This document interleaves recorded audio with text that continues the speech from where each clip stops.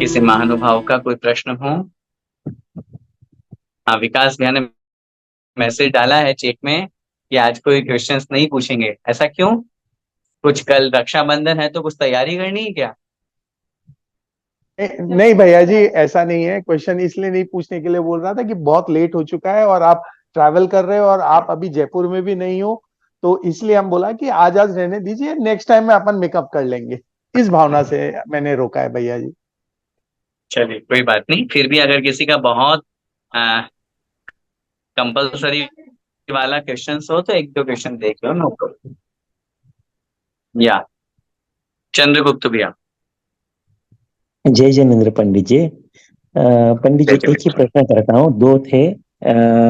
हम मंदिर जी में कहते हैं कि साक्षात विराजमान परम वितरागी देवादेव, ऐसा कहते हैं। तो साक्षात विराजमान ये पंचम काल में कहना उचित है या नहीं है, ये बस मन में आ रहा था। हम तीर्थंकर को तीर्थंकर के रूप में ही पूजते हैं, तो वैसे अगर देखा जाए तो साक्षात विराजमान भी कह सकते हैं। लेकिन काल के हिसाब से देखा जाए तो बिंब, जिन बिंब के रूप में हम पूछते हैं, तो थोड़ा सा कंफ्यूजन था। कृपया समाधान करें। ठीक है, बहुत अच्छा आपने प्रश्न किया। देखिए, आपके माध्यम से इस प्रश्न का मैं सभी तक ये उत्तर पहुंचाना चाहूंगा। साक्षात विराजमान भगवान के श्री चरणों में बारंबार नमोस्तु आदि करके अर्घ्य चढ़ाना, ये सब चीजें अपन करते हैं।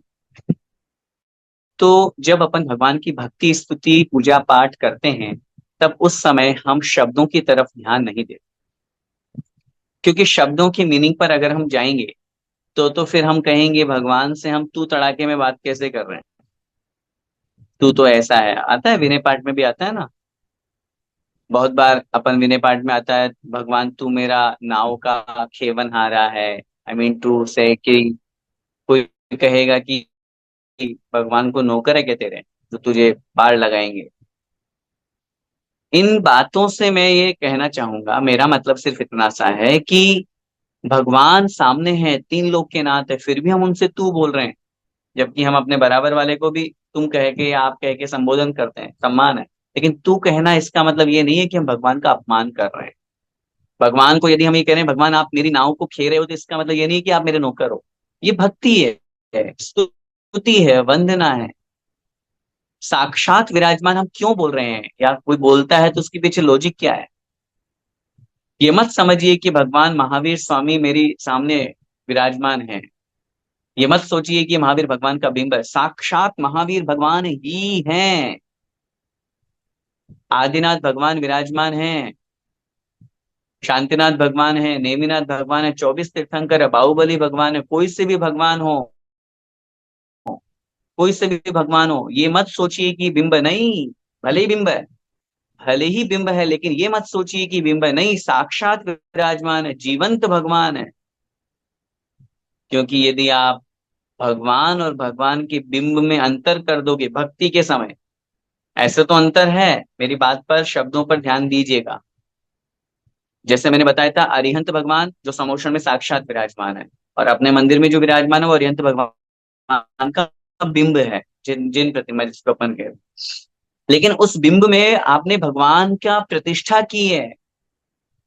उस बिंब में आपने प्राण, जैसो अपन बोलते हैं प्राण प्रतिष्ठा। अन्य वैदिक संप्रदाय में शब्द चलता है प्राण प्रतिष्ठा, अपने यहाँ पंच कल्याणक प्रतिष्ठा चलता है, प्राण प्रतिष्ठा नहीं चलता है। लेकिन बात तो वही है।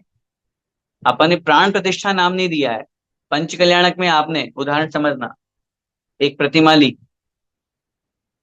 चंद्रगुप्त भैया। पंच कल्याणक में हाँ अपन ने एक पंडित जी। प्रतिमा ली।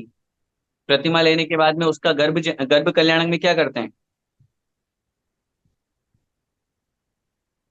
प्रतिमा के साथ वो झूला में नहीं, वो तो जन्म कल्याणक में होता है, झूला झूलाने का। वो तो झूला तो जन्म कल्याणक में हुआ, मैं बताता हूँ समझिए। हाँ हाँ। जन्म कल्याण से पहले गर्भ कल्याणक में बाकायदा उस प्रतिमा को उस माता के कक्ष में रखा जाता है, प्रसूति गृह में रखा जाता है। माता की कुक्षी, पेट अंदर का प्रोसेस नहीं होता है, लेकिन वहां महिलाओं का ही प्रवेश होता है, पुरुष प्रवेश नहीं करते हैं, प्रतिष्ठाचार्य वहां प्रवेश नहीं करते हैं। वहां पे बाकायदा प्राण प्रतिष्ठा रूप में उस माता के गर्भ का संस्कार किया जाता है। उस प्रतिमा को गर्भावतरण कराया जाता है, फिर उसके बाद में उसका गर्भ कल्याणक मनाया जाता है। गर्भ कल्याण के बाद बाकायदा जन्म दिखाया जाता है, प्राण, ये प्रतिष्ठा है मंत्रों के माध्यम से। वो प्रतिमा जो भगवान है, प्रतिमा बोल रहा हूं मैं शब्द को, लेकिन वो भगवान का जन्म हुआ है। अगर हम ये बोलेंगे साक्षात नहीं है तो ये पंचकल्याणक सब खत्म हो जाएंगे। ये माता पिता बनाना, ये सोधर इंद्राणी बनाना सब बेकार हो जाएंगे। पूज्य आचार्य भगवंत से एक बार किसी ने पूछा था, महाराज ये माता पिता कौन बनते हैं, सोधर इंद्राणी बनने का पुण्य किसका होता है? तो आचार्य श्री ने कहा, जब आप लोग पंच कल्याण करते हो, जब आप लोग प्रतिष्ठा करते हो, तब उस समय जो आप पात्र बनाते हो, वो जो पात्र बनने वाले हैं उस पात्र का अभिनय करते समय अगर उनके अंदर साक्षात फीलिंग जब आती है, महसूस जब वो करते हैं, अरे नहीं मेरे मेरे भगवान, मेरी कुक्षी से मेरा बेटा भगवान बनने वाला है, ये जन्म लिया है, और उसी समय अगर आयु बंद हो जाए, समय आ जाए, हो सकता है शची इंद्राणी का आयु बंद कर ले, सोधर्मिंद्र का आयु बंद कर ले, माता का, माता की पर्याय का बंद कर ले। ये परिणाम साक्षात शब्द पर ध्यान दीजिए, साक्षात ही है, यही मान करके पूजा की जाती है। बिंब मान करके करोगे तो फिर भक्ति में अंतर पड़ जाएगा भाई। फिर तो आप बोलोगे महावीर भगवान तो सिद्धालय में है, भगवान आपकी प्रतिकृति है, आपको नमोस्तु, बिंब को नमोस्तु। भक्ति में बिंब नहीं आता। भले ही बिंब की भक्ति की जाती है, लेकिन मात्र बिंब की भक्ति नहीं की जाती है, साक्षात का अनुभव। मैंने आपको बताया था जब भी पाठ आया, विषय पहले भी आया था, मंदिर में विराजमान भगवान में और समोषण के में अंदर विराजमान भगवान में कोई अंतर नहीं है, कोई अंतर नहीं है। आप लोग कोई मैगजीन वगैरह पढ़ते हो, या कभी कभी व्हाट्सएप पे भी आने लगी आजकल तो, या कोई मैगजीन या कोई आती है उसमें पत्रिका वगैरह, तो एक आता होगा ना अंतर पहचानो वाला। आप लोगों ने आई थिंक सबने ये पजल खेले होंगे, चंद्रगुप्त भैया। दो सुन रहा चित्र हूँ। एक जैसे होते हैं, है ना, समझ रहे हो मेरा डिफरेंस? हाँ हाँ, समझ रहा हूँ सर, पंडित जी। उसमें दो तीन अंतर वो सामने वाला जानबूझ करके छुपा छुपा करके कर देता है, और फिर वो लिखते हैं कोई पांच अंतर पहचानो, है ना। हम्म। अब मैं आपको पूछ रहा हूं, समोक्षण में विराजमान भगवान में और मंदिर में विराजमान भगवान की प्रतिमा में क्या अंतर है, अंतर पहचानो। वे 5,000 धनुष ऊंचे हैं, ये हमारे सामने है। हैं? वे 5,000 धनुष ऊंचे हैं, ये हमारे सामने है। हम उनको अरे छू नहीं भाई, पाते, 5,000 हम धनुष उनको छू ऊपर तो पाते आप भी हैं। पहुंच गए। हम उनको छू नहीं पाते, हम सुनो उनको सुनो छू सुनो, पा रहे हैं। नहीं नहीं, थोड़ा गलत ट्रैक पे चलेगा, मेरा निवेदन सुनो। 5,000 धनुष ऊपर आप भी तो पहुंच सकते हो समोषण में। लेकिन वहां पे हम छू नहीं पाते हैं। ठीक, हाँ, ये समझ में आ गया, छू पाना और वहां छू नहीं पाना। वहां देखिए, पे दिव्य ध्वनि समझिए, आती है, सिर्फ और यहाँ पे। सिर्फ एक अंतर है भगवान की अपेक्षा। ये तो अपने अपनी अपेक्षा से आपने अंतर बता दिया। मैं तो आपको ये कह रहा हूं, दो चित्र सामने हैं, एक अरिहंत भगवान का समोषण में विराजमान, और एक मंदिर में विराजमान अरिहंत भगवान की प्रतिमा का। अपन तो दूसरी चीजों में चले गए कि अपन छू पाते हैं, अभिषेक कर पाते हैं, वो नहीं, मैं भगवान में अंतर की बात कर रहा हूं। सिर्फ और सिर्फ एक अंतर है, वो भी इस अपेक्षा से कि वहां पर विराजमान भगवान उपदेश देते हैं और यहाँ के भगवान मौन रहते हैं। भले ही वचनों से उपदेश नहीं दे रहे हो, लेकिन अपनी स्थिति से, अपने बैठे रहने से भी उपदेश देते हैं, इसलिए कोई अंतर नहीं है। एक एक अंतर भी आप नहीं निकाल सकते, जो वहां पांच अंतर वो देते हैं ना। आप दोनों की फोटो खींच लाना, अभी तो नहीं जा पाओगे, जब आप देव बन जाओगे तो वहां से समोषण में भगवान की फोटो क्लिक करना, और यहाँ पे जो मंदिर में भगवान विराजमान है उनकी फोटो क्लिक करना, और फिर दोनों की फोटो को सामने रखना, और फिर हम जहां भी हों हमें बता देना, भैया जी कोई अंतर नहीं मिला और नहीं मिलेगा। मेरा कहने का जय भाव हो। यही है। समझिए, अब इन सब बातों को आधार लेकर के साक्षात बोलने से हमारा भाव बनता है। साक्षात बोलने से हमारा जुड़ाव होता है, साक्षात बोलने से हमारे अंदर ये भाव आता है, नहीं सामने भगवान विराजमान है, ये पत्थर नहीं है, ये जिन बिंब नहीं है।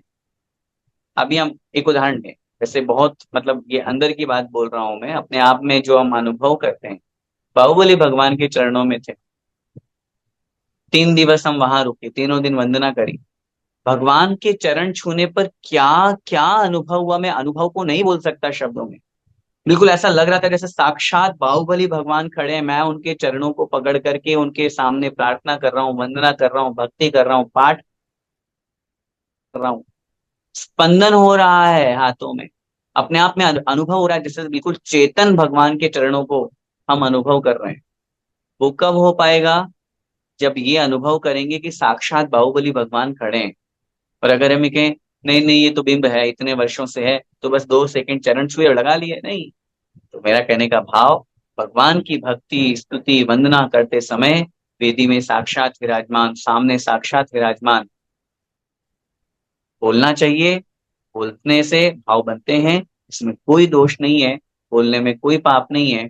ऐसा मत लगाइए चतुर्थ काल पंचम काल, पंचम काल में भले ही महावीर भगवान मोक्ष चले गए, भले ही 24 भगवान अभी सिद्धालय में हैं, लेकिन सिद्धालय में तो हम जब सिद्धालय में सिद्धों की वंदना करते हैं, मंदिर में अरिहंत की वंदना कर रहे हैं, अरिहंत की प्रतिकृति के रूप में अरिहंत भगवान को विराजमान किया, उनमें महावीर भगवान 24 तीर्थंकरों की प्रतिष्ठा करी, मंत्र प्रतिष्ठा करी, प्राण प्रतिष्ठा करी, सूर्य मंत्र दिया, अंकन्यास हुआ, सब कुछ वही विधि हुई जो भगवान के साथ में हुआ करती है।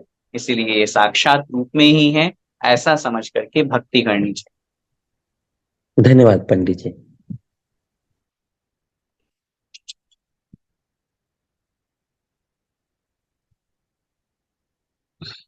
आइए जिनवाणी स्तुति करते हैं।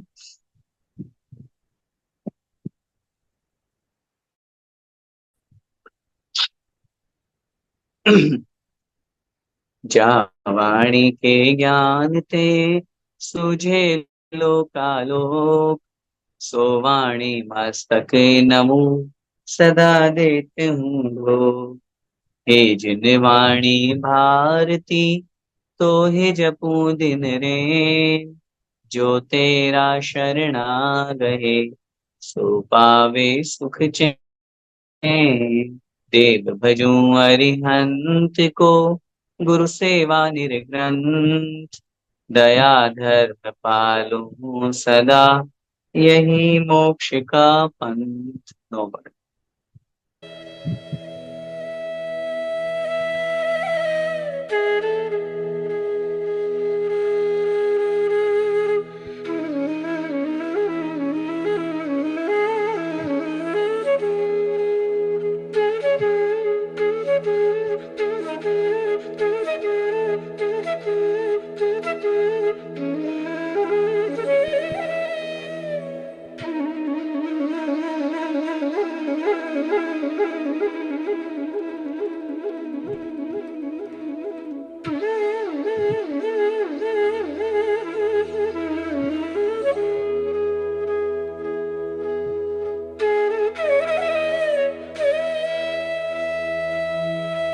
द्वादशांग में जिनवाणी माता की जय।